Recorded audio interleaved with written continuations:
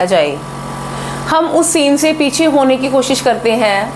तो हम आज इस वीडियो में यही बात करेंगे कि अगर आपने सरेंडर कर दिया है किसी सीन को, लेकिन फिर भी वो आपके जीवन में आपकी आवश्यकता है वहाँ पर, तो आपको कर्म करने से भागना नहीं चाहिए। आपको उस सीन में लाया जा रहा है तो इसका मतलब ये है कि ईश्वर ने आपकी वहाँ पर कोई भूमिका निर्धारित की है। आपको इस सीन को दृष्टा भाव से देखना है, साक्षी भाव से देखना है। आपको इसमें ये नहीं उलझना है कि मैं करता हूँ और मैं ये काम कर रहा हूँ, क्योंकि आपने सरेंडर कर दिया और आपसे ये सीन जो है वो प्रभु आपसे चाहते हैं कि आप इसमें पार्ट प्ले करें। तो आप इसमें अपनी भूमिका को इस प्रकार से देखें। वैसे भी मैन जो है वो कार्मिक बीइंग है बाय नेचर, तो मनुष्य जो है वो कर्म करने से बच ही नहीं सकता।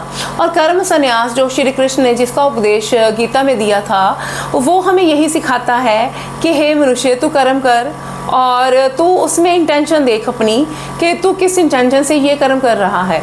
यदि आप ज्ञान की रोशनी में देखकर वो कर्म करते हैं तो आप पाप और पुण्य के जो चक्कर है उससे आप जो है वो पीछे हो जाते हो, आप उसमें उलझते नहीं, आप उसको सरेंडर करके वो काम करते हैं।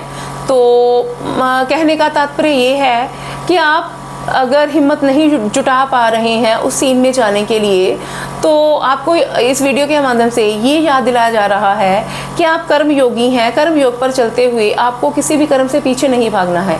यदि श्री कृष्ण ने अर्जुन को वो उपदेश दिया था तो वो उपदेश आपके लिए भी है कि अर्जुन इस बात पर अटक गए थे कि हे कृष्ण, मुझे तो युद्ध ही नहीं करना। तो वो जो सब कुछ उस सीन के माध्यम से श्री कौरवों पांडवों के माध्यम से होना था तो वो ना होता।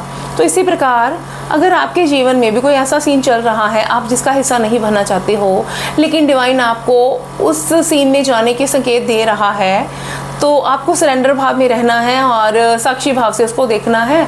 तो इस प्रकार आप किसी